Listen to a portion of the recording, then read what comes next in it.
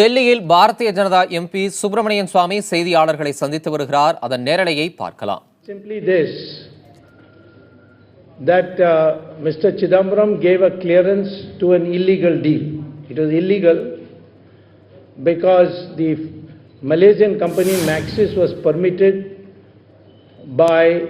to purchase 100% of the shares of Aircel, which under the law they are not permitted, and only the law allows a maximum of 74%. So by a trick, the Maxis was able to buy 100% of the shares, and the Maxis owner admitted this to the stock exchange in Malaysia. Unfortunately, there was an attempt to try to cloud this by bringing in the Marans as the principal culprits in it. Marans are conspirators, but not the principal culprits. The principal culprit is Mr. Chidambaram, and the principal beneficiary is his son, Karti Chidambaram. Now, what I am presenting to you today is, I think, 21 bank accounts abroad, illegally opened and kept by Mr. Chidambaram's son, Karti Chidambaram. And I've given you a list of that in a tabular form. Our agencies have got full data on this, complete data, and have been asking for permitting the prosecution of Karti Chidambaram under the Prevention of Money Laundering Act.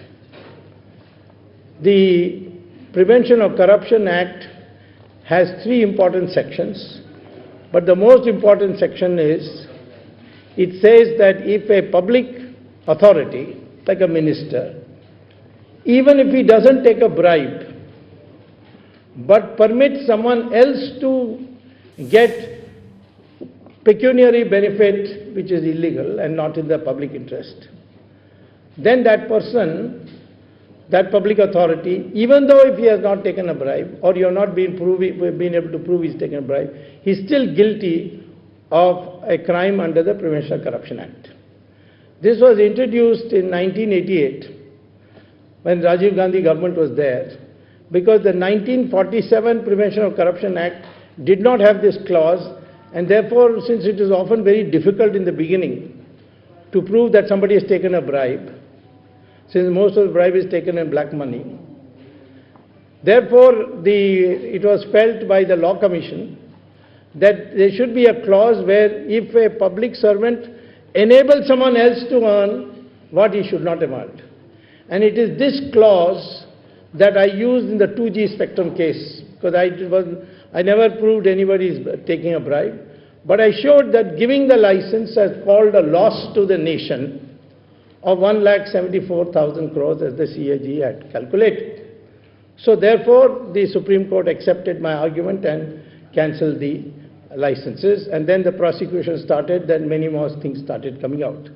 In the Aircel-Maxis, Chidambaram illegally permitted the sale of an Indian company called Aircel and 100% of shares to a Malaysian company, and that Malaysian company, through a variety of other companies, gave a bribe to Chidambaram's son. Now, when Mr. Chidambaram's son contested the Lok Sabha election 2014, because the results are so bad of his, he lost the election, but lost so badly that I also feel sorry, I should not mention how many votes he got. But in the affidavit, he has not mentioned a single foreign bank that is either controlled by him through his company, like the Advantage Strategic Systems Company, or directly by him. So therefore, I have made a tabular form in this press note. It's in this type, where I have given all the bank accounts. This Advantage Strategic Consulting Company is 95% shares owned by Chidambaram's son, Karthi. Same thing with other Spanish companies, British companies, something called Scotch Club, so on. All of these, and in fact there is one where he directly owns it. It's called the Metro Bank, which is in UK. Metro Bank in UK. And he must have amassed easily a total of 6 lakh crores in foreign accounts. Recently, the Supreme Court has been monitoring the Aircel-Maxis case. And the CBI was not proceeding. The Enforcement Directorate was not allowed to proceed. So in the court monitoring, I raised this question. And the judges very kindly said that you bring the data and we will order an investigation.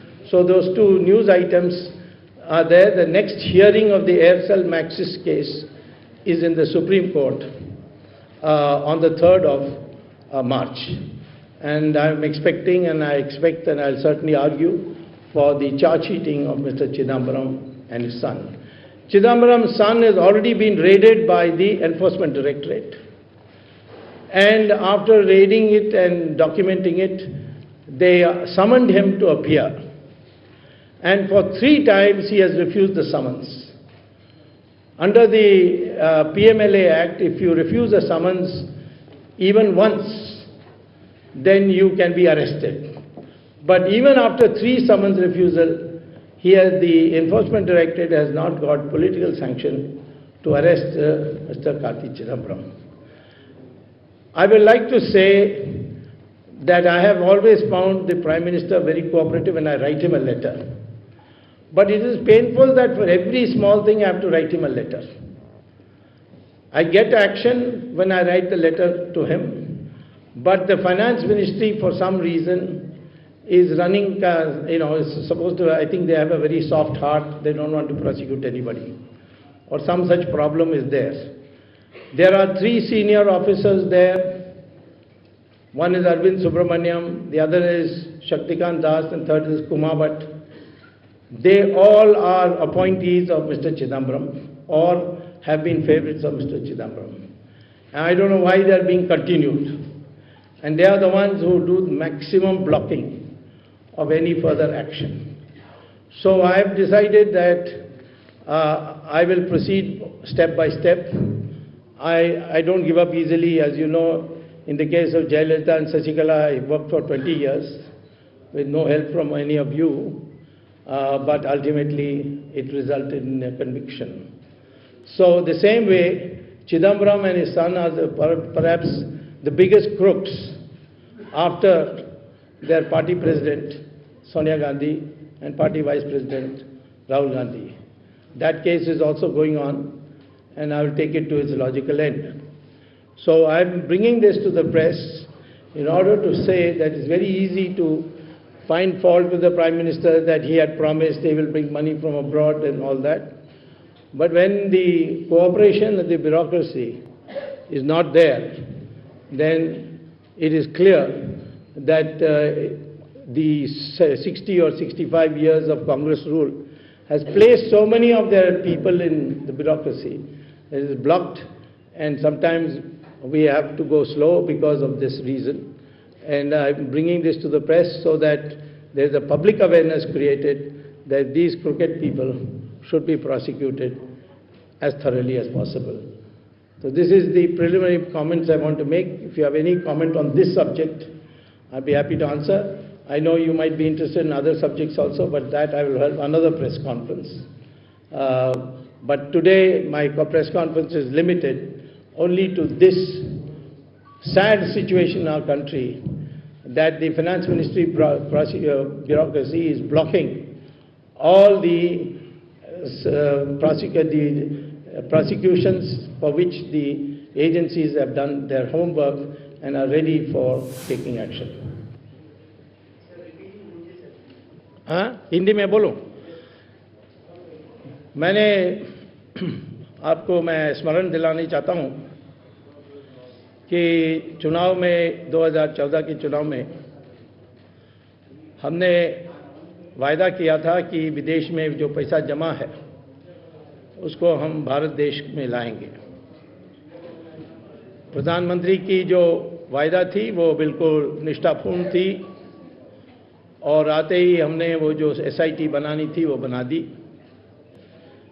लेकिन समस्या ये है कि हमारी जो जांच विभाग है वो तो अपनी मेहनत पूरी कर रही है, लेकिन कई चिदंबरम के रखे हुए ऑफिसर्स जिनको हटाने के लिए पता नहीं क्यों इतनी संकोच है हमारे लोगों में, वो लोग इस आगे बढ़ने नहीं देते।